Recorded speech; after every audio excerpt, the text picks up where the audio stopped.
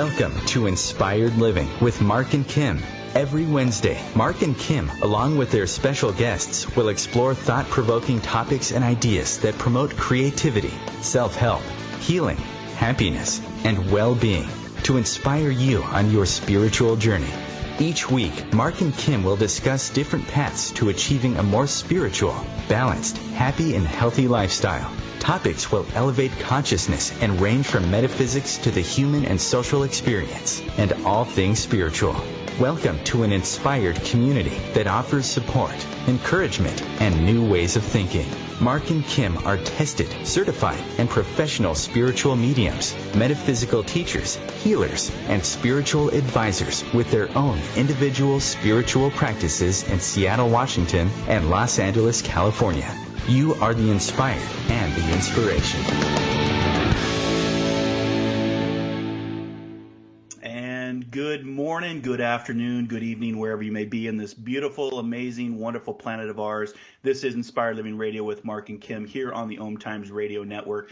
Thank you so much for tuning in to the live broadcast. We're going to have a wonderful show today talking about the journey to womanhood, and we have our guest on the line. She's going to be coming on here in just a second. But before we do that, we want to open up the show, let you know who we are, how you can find us, how you can work with us, and where we're at every Wisdom Wednesday here on OMTimes Radio at 12 p.m. Pacific, 3 p.m. Eastern.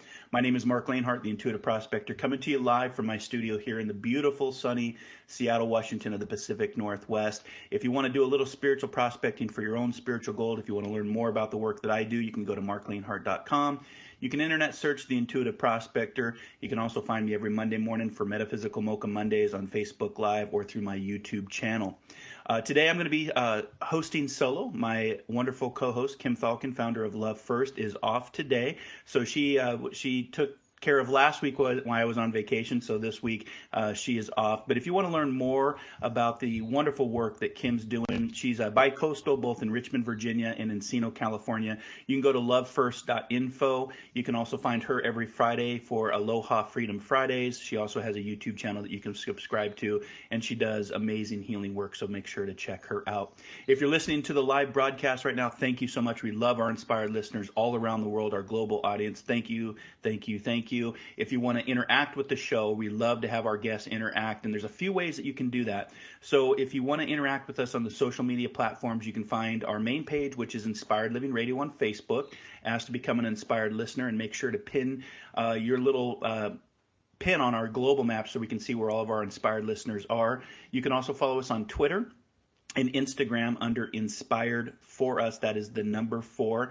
If you do not catch this live broadcast, we stream over to our podcast, and there's a couple outlets you can go. You can go to iTunes, Podbean, SoundCloud, YouTube, lovefirst.info, marklanehart.com. We have all of our favorite shows, 4 seasons of Inspired Living Radio. And you can also catch all of the archive shows over on OMTimes Radio Archives. So that's just a few ways to interact with us. If you do decide that you want to call in and you have a question on today's topic, because today we're going to be talking about being wholly unraveled. It's a memoir, and it's a journey. It's a storytelling, which I love stories and personal journeys and what I call soul adventures and sharing, which is not an easy thing to do. It's going to be a very vulnerable place to write about your past experiences, but we're going to be talking about that today. And if you do have a question for us, we'll be opening up the phone lines the second half of the show, and the number to call is 202-570-7057. We would like the topic or the calls to be related to today's show's topic, and we're not doing open phone lines, but today is going to be talking about Wholly Unraveled, a memoir with Keele Burgin, and we're going to be sharing her journey and her personal memoir. And with that, we have a positive affirmation that we like to roll through each and every month. And this month, we're going to actually use one of my favorites, my own personal mantra that I just actually did. And that's take the time to disconnect so that you may have the time to reconnect. And that's our Inspired Living Radio positive affirmation for this month. So let's get into a fun journey of being unraveled or wholly unraveled and talk more with our special guest who is on the phone lines with us. So today it's a very raw and empowering memoir, Wholly Unraveled, a memoir. Keele Burgin, also goes by Kathleen, tells a story that is at times inspiring, at times chilling, but always an intimate and vulnerable journey that all women have in common, a journey to womanhood. Going to college was the only way that Kathleen could escape her family, but without her father to inflict pain and with no idea of how to live in the real world, she filled the void with drama, drug use, an eating disorder, and a lost chance at love. Then, ironically, the religion that had broken her and ended up saving her. Keele Burgin is proof that by allowing suffering to define you, by not allowing suffering to define you, by looking deep inside yourself, by talking about the things people don't want to talk about, you can heal and you can find love.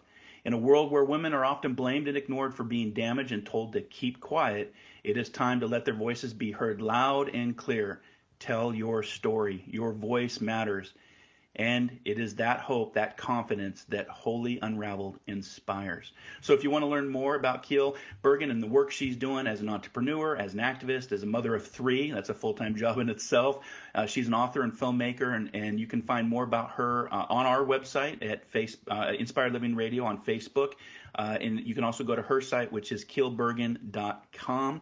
Keele, welcome to Inspired Living Radio. We like to say you are the inspired in the inspiration.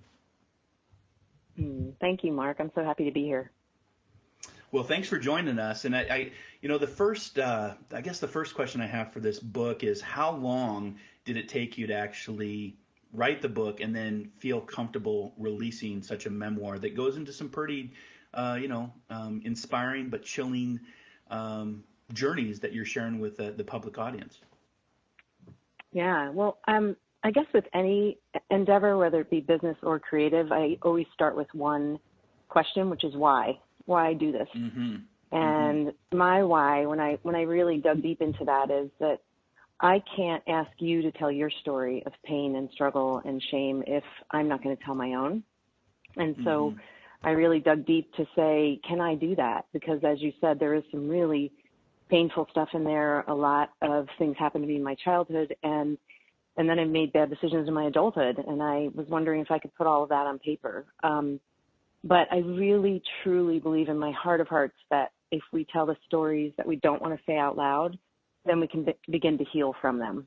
And so I came to that and decided to write it. And so really it took me about 5 years to write it. But once I went back, it was really only like 89 days when I went back and counted, because some of those days were like 2 hours long, some were 8 hours long, but I wasn't giving myself permission to be a writer yet. And once I did, then it really started to flow. And once I said I'm going to publish as a memoir, then it really started to move along. Well, and I love that message of, tell your story, have a voice, especially for women in the modern age, as far as you're really seeing, whether it's the Me Too movement, women in politics, it's just a matter of time before we have our first woman president. And I think it's very powerful. And we were just talking about this last night with my local group here in Seattle. And this month is focused in on the divine feminine and the power of that divine feminine energy and leadership. And for your book, as far as writing it, how long did it take to get published? Did publishers want to publish a memoir talking about this journey, talking about this struggle, talking about this pain that you endured? Yeah, I was really blessed to have several publishers interested in it, and chose the one that fit. I really chose it based on my editor and the publisher, but she really seemed to understand what I was going for here, especially with women. Her previous the book she did right before Wholly Unraveled was about a woman escaping Afghanistan. Another one was about a woman escaping Auschwitz, and I joked with her that this one was about escaping my family. So it was all, women who have an important story for other women to hear so that they can tell their story.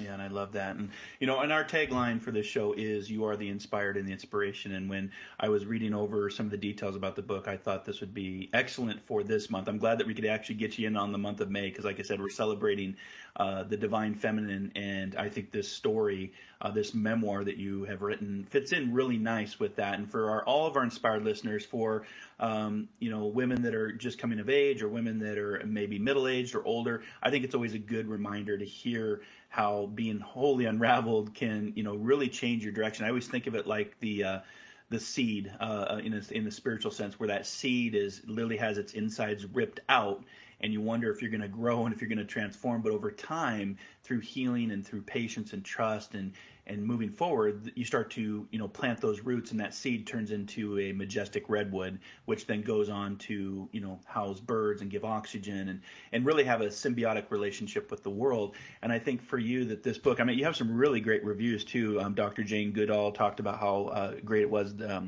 Jennifer Reed Hawthorne, who's a New York Times bestselling author, talked about, the praise for this book. And I think it's very inspiring. And I love, we don't usually talk about politics on this show, but I love that one of the senators that's going around talking, and she's got a pinky promise with the little girl saying that women are just as capable of being president of the United States just as men are.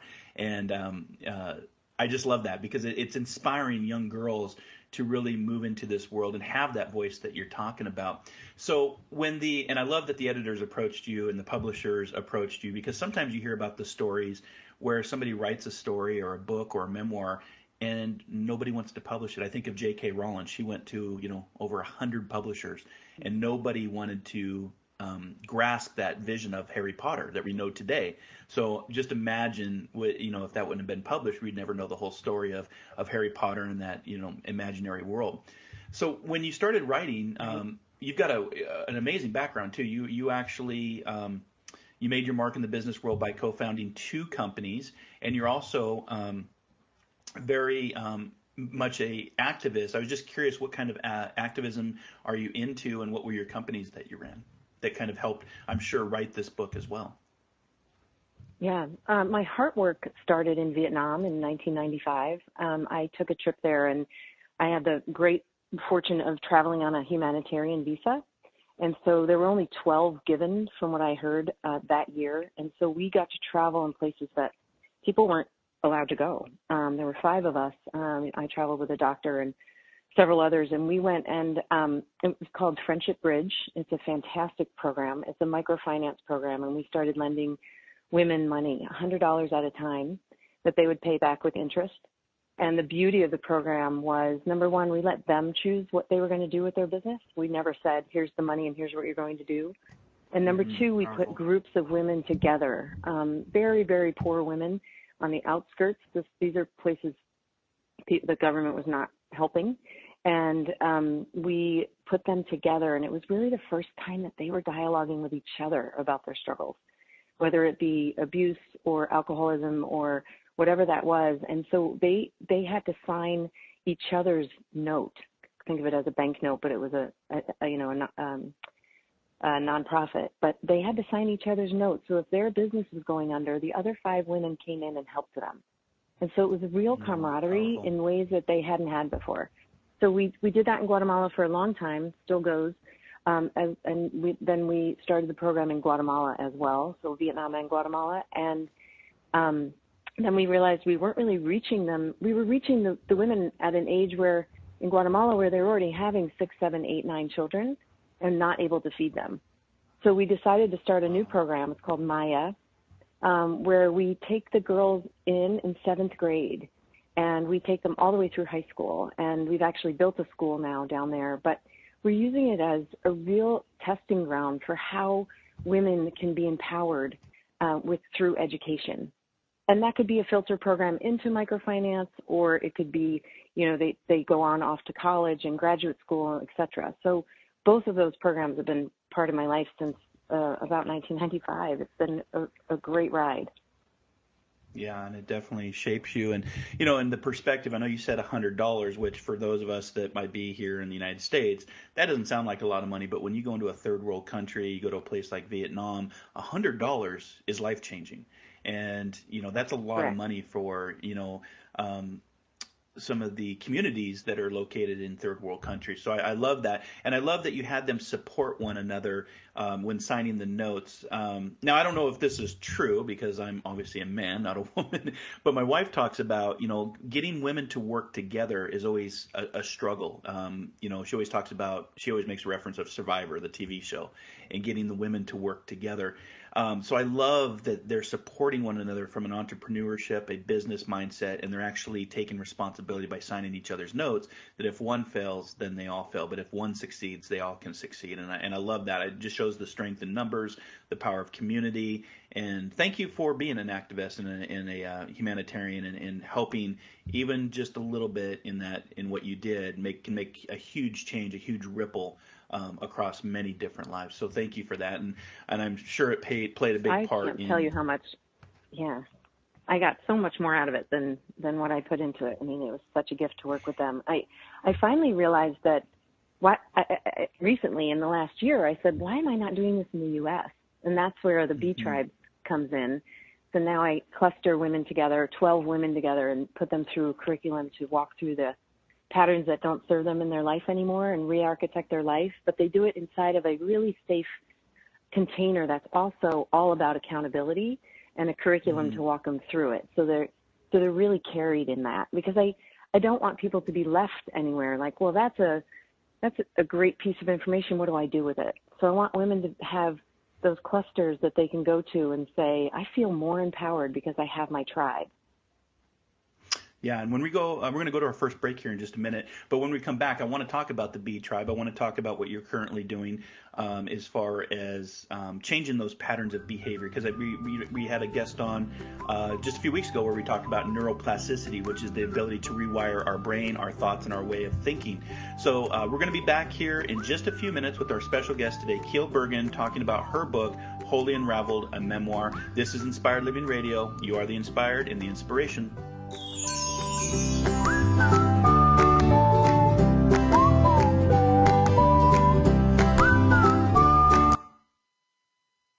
The future of Internet radio is here.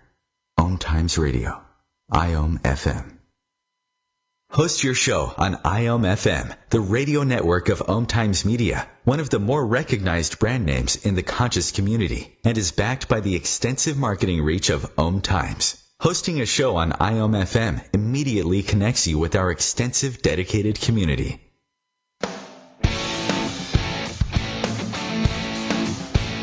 Are you seeking answers to life questions? Would you like to connect to a departed loved one? Are you suffering from pain, stress, or anxiety? Kimberly Thalkin is a tested, certified, and professional psychic, spiritual medium, energy healer, hypnotherapist, and the founder of Love First, where life transformations happen. Love First services support, guide, and empower individuals by connecting them to their highest potential to live a healthier, joyful, and meaningful life that's filled with purpose. All services can be done by phone, Skype, or in person in Encino, California. Please visit lovefirst.info. That's LOVEFIRST.info for more information.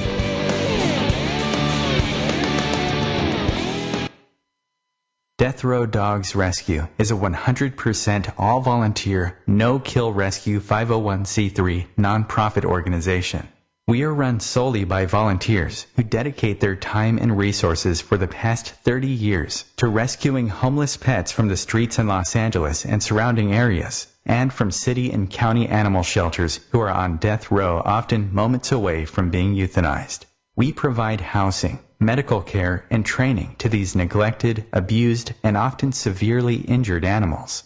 Donate now, save a life, and allow these beautiful dogs to experience a home life filled with love. All donations are greatly appreciated and are tax deductible. Please visit www.deathrowdogsrescue.com to see some of our amazing dogs who need homes. Do not breed or buy. Make adoption your first option.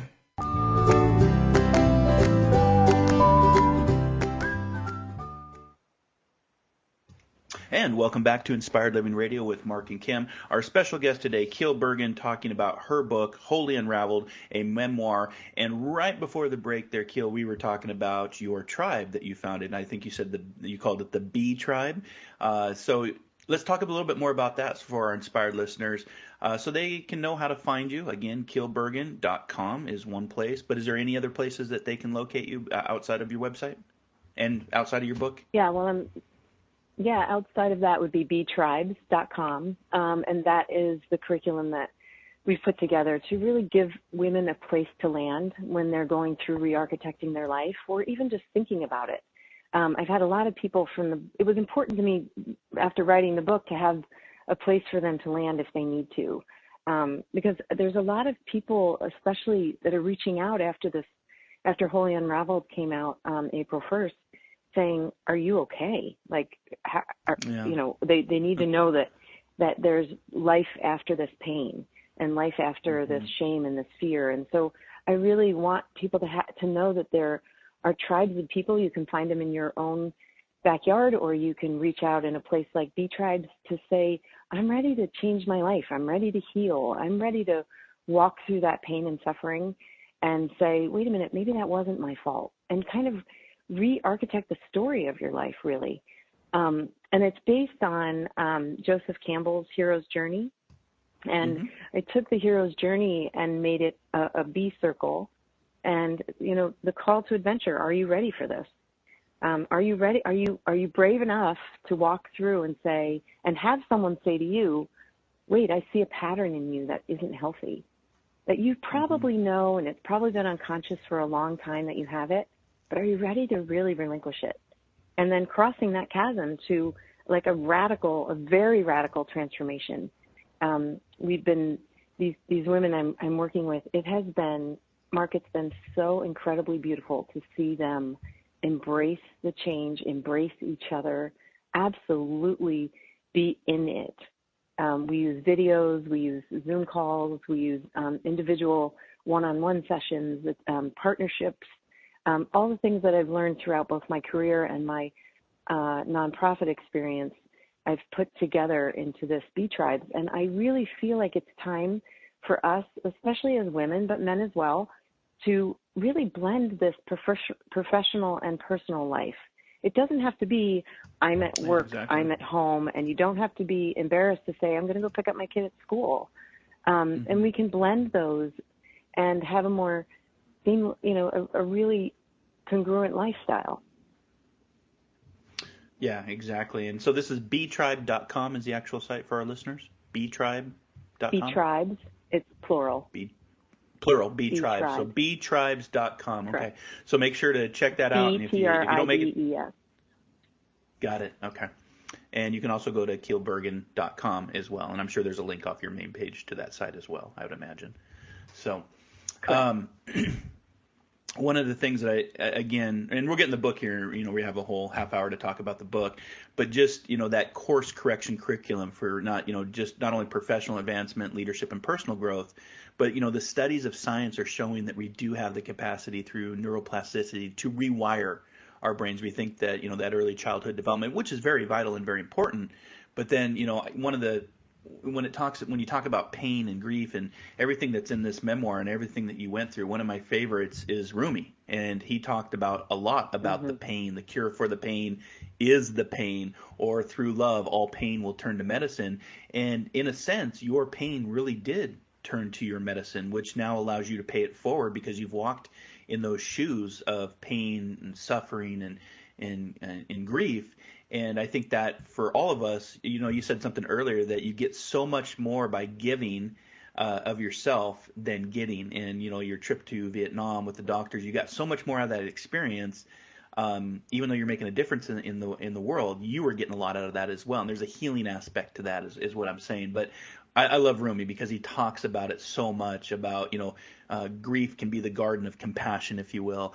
And when, you have that compassion and that caringness and that kindness, you really start to see a different viewpoint of the world. And, for this B Tribes that you're doing, I love that, especially for younger women that are, maybe listening to this podcast. It's very inspiring. So let's talk a little bit about the book. And it released on, did you say April 1st, right? Did I get that date right? April 1st? Yes, it was chosen for Amazon First Read, so the top 6 books for March, which was amazing. And then it went live for the rest of the public consumption on April 1st. So it's just been a little while. 1st. Yeah, well, just a little bit over a month, but let me say congratulations because it's always such a big thing too.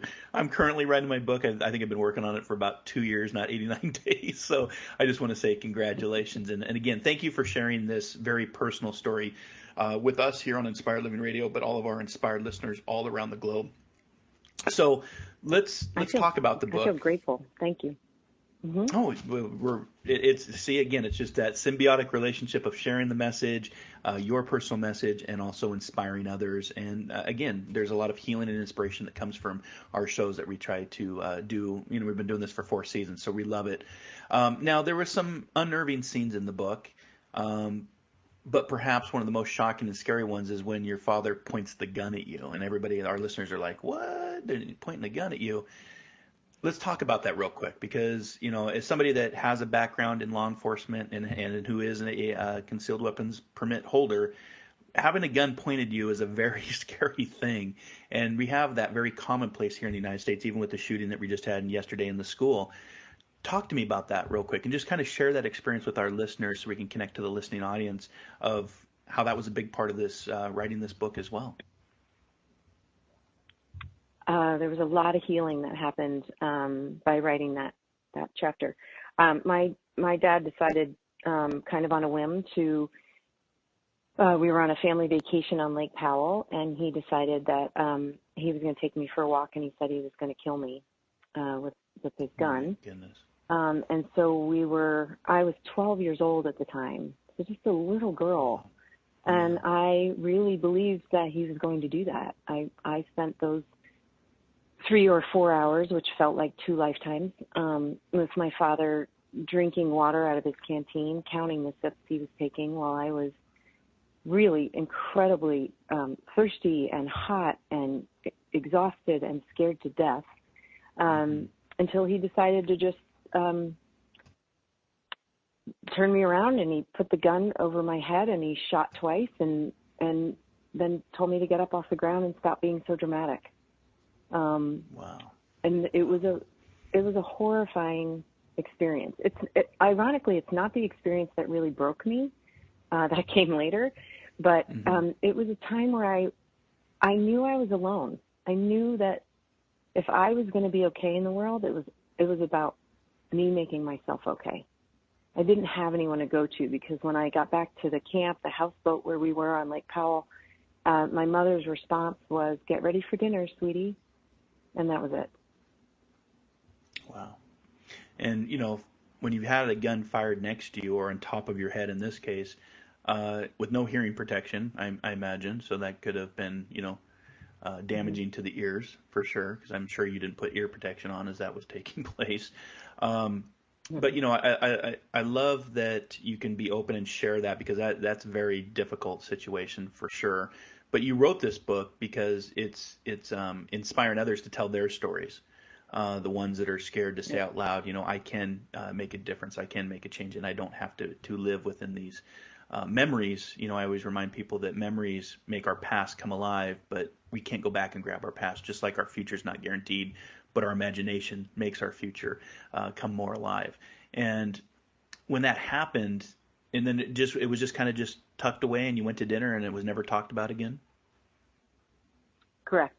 It became a little bit of family folklore of, remember when, Dad tried to kill Kathleen, that kind of thing. Oh my goodness. Which was horrible. But I do want to say one thing, which is I wouldn't be the woman I am without those experiences. So I don't have regret. I don't have, would I want to do it over? No, thank you. But would I do it over to become the woman that I am today? That's a serious question, and I think the answer is yes, because I am able to do what I'm doing in the world and the little pieces that I'm doing because of that pain, and because I walked through that shame. And I really believed, Mark, for a while that it was my fault. For a long time, I believed that I must have done something wrong, because I was the only one that my dad really abused. And so I must have done something wrong. And so when you cross that chasm and say, wow, that was not my fault at all, that's a beautiful day, and that's a gift you can give someone else.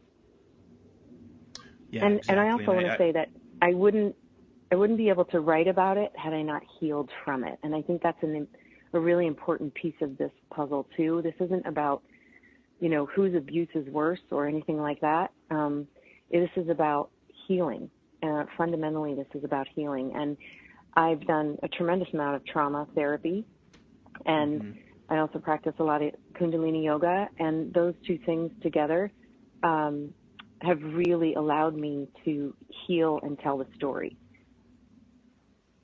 Yeah, exactly. And I was going to say, seeking out counseling, therapy to talk about this, because I'm sure that this healing and this forgiveness and this letting go and this acceptance did not happen overnight, correct? I'm sure there was a few years of self-analyzing, or, was this my fault? How many years would you say that you worked through this to get to the point where you could write about this memoir and share this with people all around the world? It was decades, to be honest. Yeah. I really got okay with it in my 40s probably, but I've been doing, I do a specific therapy called EMDR, which is rapid eye movement desensitization. Desensitization, yeah. And I've been doing that every week for an hour and a half for 12 years. So that really was a catalyst for a lot of healing. And I bring that up, Keele, because for our inspired listeners out there, some might think, oh, this just took a little bit of time to get through, but for you yourself has taken decades. I myself, different form of trauma than you, through the loss of, murder and cancer all in the same week with my two brothers. But, going through biofeedback and grieving counseling and understanding and moving into that acceptance that sometimes we're not in control of other people. We're not in control of other people's actions, but we don't have to be held captive by that experience as well. I come back to Rumi because, for our inspired listeners, if you don't know who Rumi is, definitely check him out. He's a 17th century or 13th century mystic that talked about pain, talked about healing. And he always reminded us that we don't get lost in the pain. Know that one day your pain will become your cure. And for you, Keele, that's exactly what happened, is that pain and those experiences. And you said you'd even do those over again, just because it's made you the person you are today, and all the good that you're doing in locally in your community and around the world, and for women to come together through the Bee Tribes. I think that's very important, and but you got to give yourself patience too, and that's what I'm trying to get. That's the point I'm trying to get across to our inspired listeners. It's not on demand. It doesn't happen overnight. It does take effort and action on your part to seek that counseling, to have patience to move through to where you finally can move into the acceptance. And I would say the same to you, Mark. Like, that must have been incredibly difficult for you. So, yeah, it was you definitely. walked through Well, that I in wouldn't the same be. way. No wonder Rumi resonates. Yeah, well, to be honest with you, Keele, I wouldn't be here talking to you on the radio today without that experience. So we talk about the experiences that shape and transform us and unfold us into who we are today. I wouldn't be on the airwaves. I wouldn't be doing the spiritual work that I do without the tragedies and that trauma of having my little brother murdered and then finding out 3 days later my older brother was terminal with brain cancer, and then going through 5 murder trials to face your brother's killers. That changed me forever. But now, this is, a couple decades later, just like yourself, moving into my mid-40s, the acceptance and now the full surrender to what I do, and the love, right? I know that I can just sense, you don't need to be a psychic to sense that you have a lot of love and passion for what you do and who you are, correct? Thank you. And I have so much empathy for what you've walked through. Oh, thank you. Thank you. So, in writing the book, I know there was another section. We're going to be going to a break here in just a few minutes. I know that in the book, we're talking about, having a gun pointed at you by your father. And I know that there was a rape scene that was incredibly difficult for you to relive. For those listeners, especially women that have had this same experience, what have you done to cope, and what do you recommend to other victims of rape, both men and women? That's a great question. I recommend talking about it, and it's not a place. Okay, so that's a great question. I think there's a time for silence, and there's a time to speak out. And I think there's a power in silence. And in my book, I healed remarkably and ironically. I healed at a silent retreat center where I was silent for a year, and that was the power of silence. Because once you were silent I got for silent, a year. I was for an entire year. Except for meal oh my times. Goodness! Mm-hmm. Wow, and that's powerful. But because I had to, once I got quiet though, my childhood got really, really loud. The rape got very loud. The gunshot got very loud. The gunshots got very loud. My mother kind of being vacuous got very loud. But that silence is why it's such a big part of how I healed. And I'm afraid sometimes in our culture that we're yelling at each other about whose abuse is worse. That he did this to me, she did this to me, well, mine's worse and this is worse. Right. But I really believe that what we should be doing is find a couple of friends to talk to and get it out first. Get all that anger and shame and like get it out there, and then go internal and heal that and know what you're talking about. Know what the silence can bring to you too, because it's not just about yelling about abuse. It's about healing it from the inside out, not from the outside in. Yeah, exactly. And I hate to make this the Rumi show, that I feel like this is the Rumi show, but Rumi talked about this, about the more silent and still you become, the more you actually hear, and that those pains that you feel are really messages and that you're supposed to listen to them. So like you said, the gunshot, the different, memories that you went through, and addressing it and talking about that. I can't express more that talking about it is very vital to your own healing. When I was going through my traumas and tragedies, I didn't want to talk about it. It was quite, and that for the men listening, they may resonate with that. Men don't want to express their feelings as much. But I like to say that I'm the awakened man, and by expressing your feelings and talking about that, it actually does have a huge release, and it does have a huge healing that takes place. And so talk about that through different, and there's so many different modalities and counseling sessions. And, like I said, I went through a grieving session with a grieving counselor that I had never gone through before. And, it was helpful. But at the same time, I was 27 when this took place, so I was still in my late 20s. And, it's important to express and heal. So we're cruising along here. We're going to be back here in just a few minutes with our special guest today, Keele Burgin, talking about her book, WHOLLY Unraveled, a memoir. Stick around. We'll be back here in just a few minutes.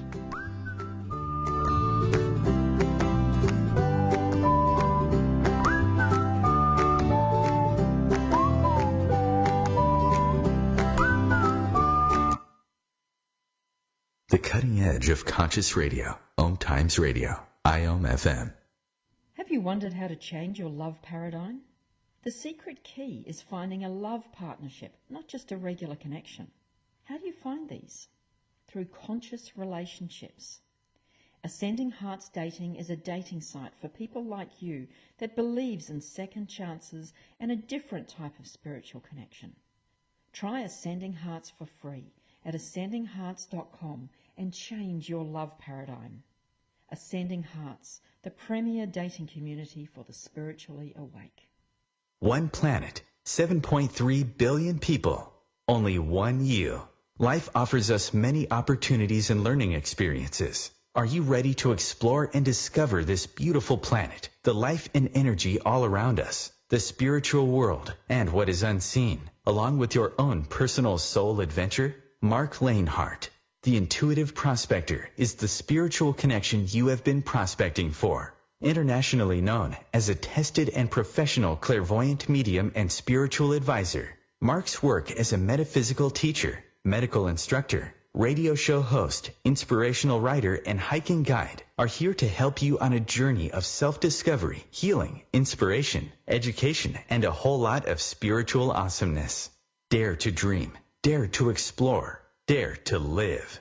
For more information on Mark's spiritual practice in Seattle, Washington, please visit marklanehart.com or internet search The Intuitive Prospector.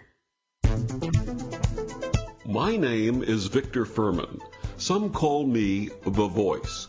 I've always been fascinated with human nature, spirituality, science, and the crossroads at which they meet. Join me Wednesdays at 8 p.m. Eastern on OMTimes Radio, and we'll explore these topics and so much more on Destination Unlimited.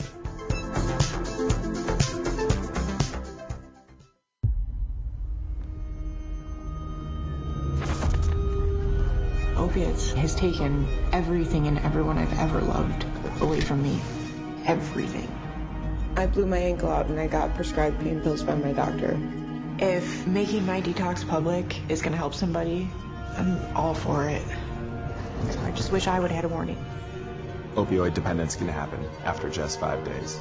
Know the truth, spread the truth. A message from Truth, the Ad Council, and ONDCP.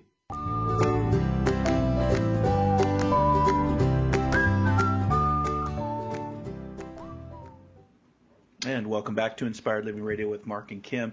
Since we're talking about all the Rumi quotes with our special guest today, Keele Burgin, her book, Wholly Unraveled and Memoir, I just want to remind our inspired listeners that the wound is the place where the light enters you.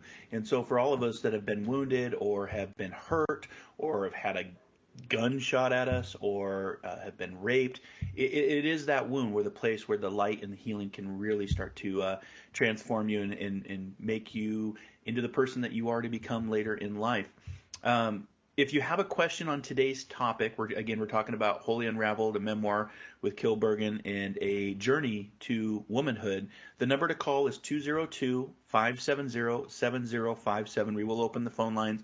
If you have a question for Keele or myself, please give us a call. And if you want to post a question on our Facebook page, that's Inspired Living Radio. It is a closed page. You'll have to ask to join, and you can post your question there. I am monitoring that page as well, so if there's any questions that come up for us, Keele, we can address those.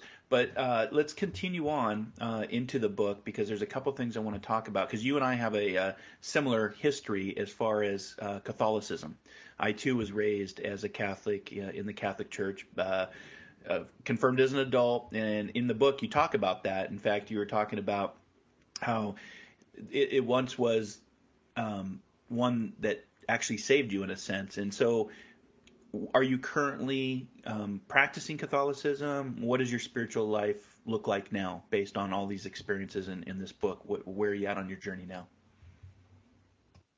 I am not Catholic anymore, but I believe in God. I believe in Goddess. I believe in the power of intention. We can't deny that. I can't deny that. But I don't belong to an organized religion, and I don't think it's a bad thing either. It's just the doctrines for me don't fit in for my spirit.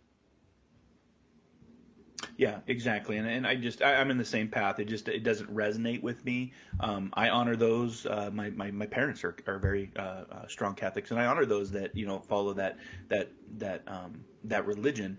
I just always found, it's kind of the quote. I think it was it David Bowie that talked about religion is for those that fear hell, and spiritualism is for those that have already walked through it. Because there's a lot of truth to that. Because when I went through the tragedies and the traumas, just like what the experiences that you went through, your belief system does change. You see things, your perception changes. Very much that what Dr. Wayne Dyer talked about. When you change the way you look at things, the things that you look at start to change. But you said that it also had a hand in saving you, and I wanted to just touch on that. In what aspect did that help you?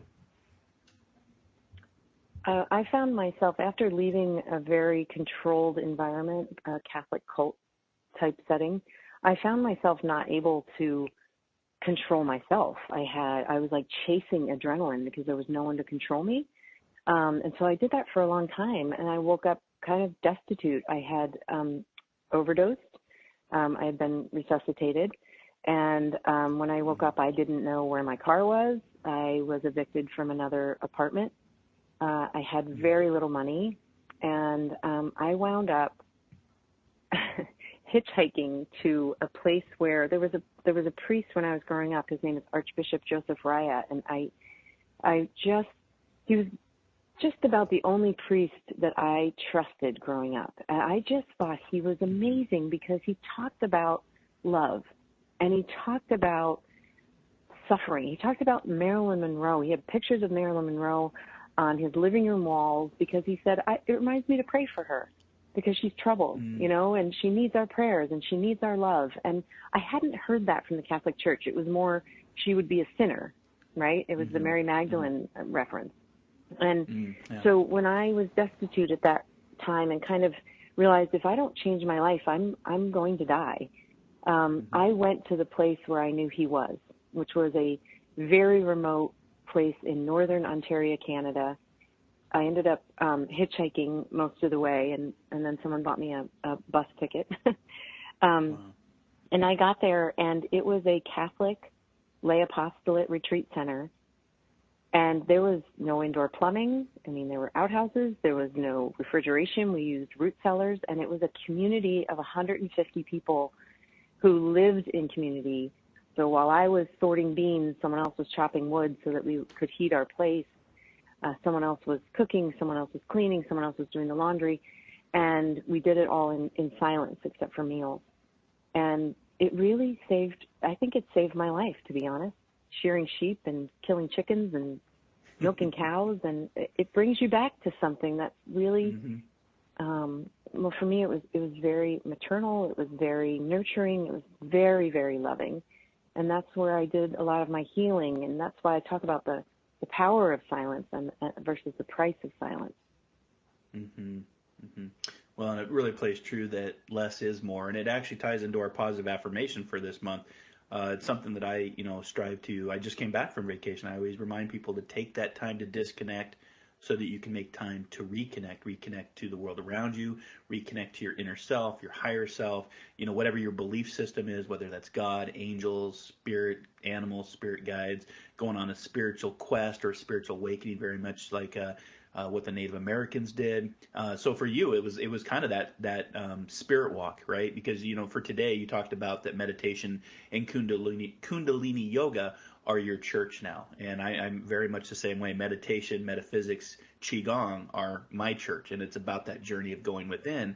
But how do you go within when you have all these distractions? And we have a lot of distractions in today's modern world with technology, 24-hour media, news cycles, and it gets really chaotic. So just a reminder to take the time to disconnect so that you may have the time to reconnect and find those modalities like Kundalini yoga, meditation, Qigong.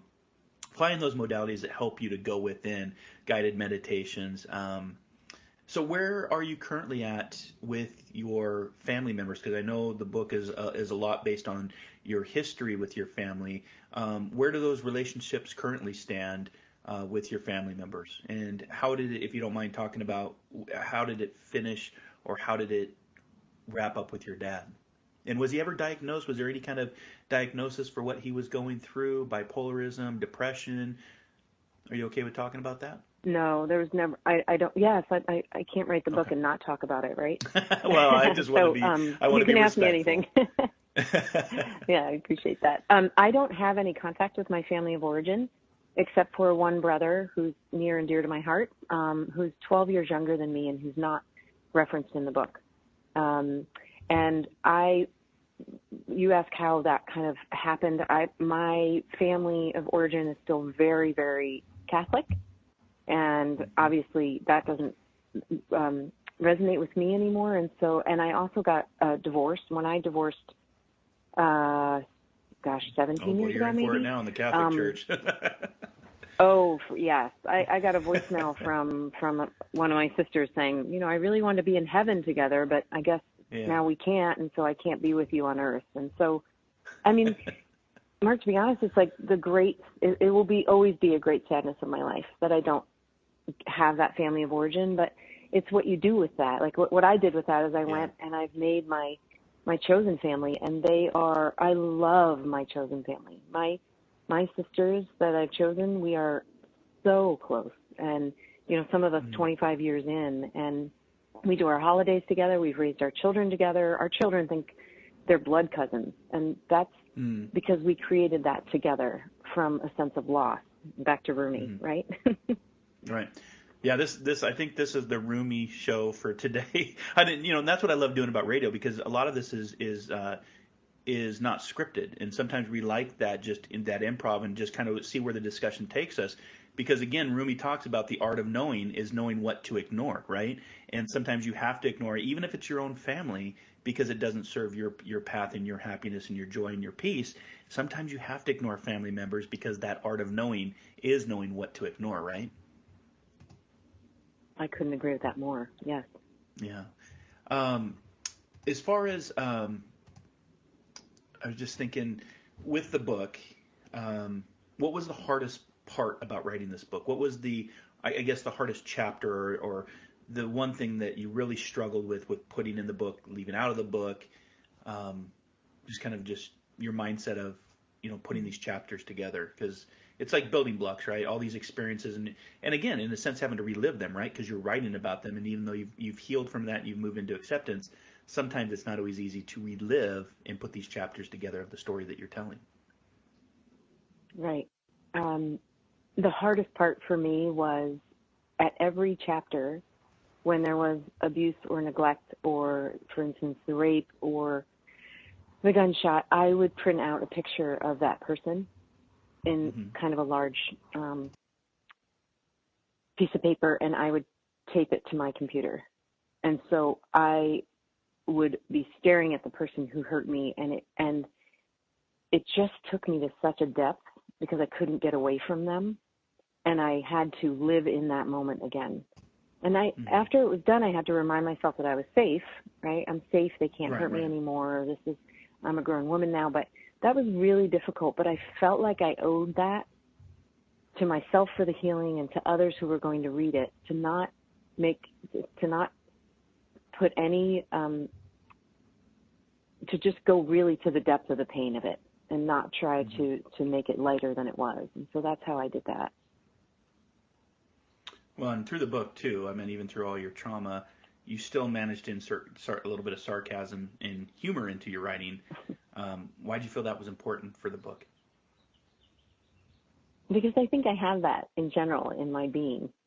I think that I love to scare people. I love to hide behind a door and jump out and scare someone. My rule, like everybody Ellen, right? knows it. You love Ellen. In my life.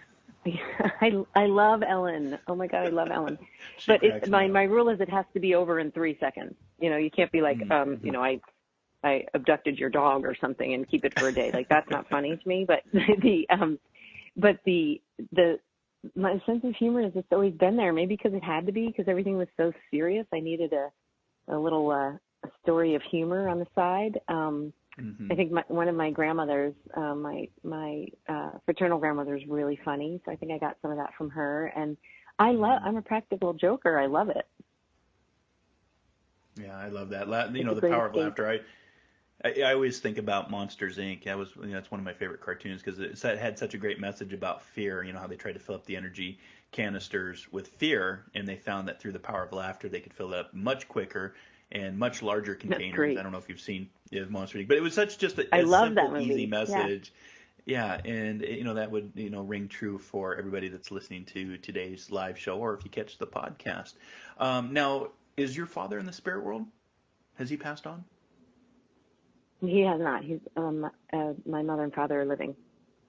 They are living. Okay, because in the book, do you still have nightmares about these experiences? Or have you moved past that now? I'm so grateful to say that I do not. Yeah, I used to sleep with my fist clenched every night, but I don't do that. And if I ever wake up, I don't have nightmares anymore. But if I wake up with my hands clenched, I just rub them and open it and go back to sleep. So I have to give kudos to my therapist for that, because that took years to get rid of those.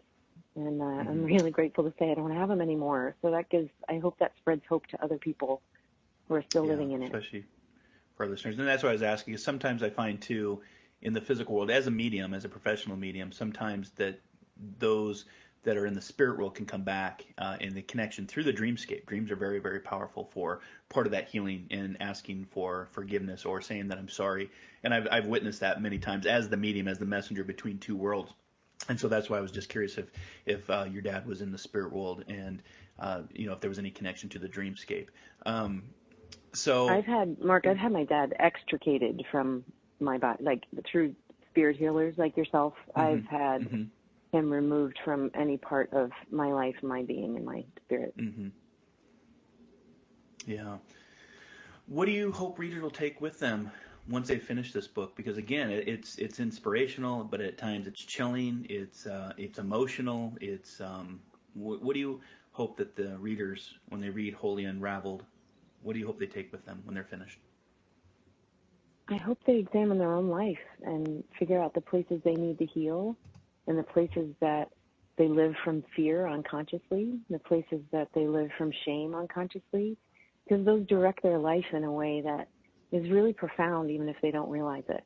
So I hope that people can take away, I can tell my story and I can heal and I can move on from this and be exactly what I wanted to be when I was a little girl before this happened, or when I was a grown-up before this happened, or whatever that is.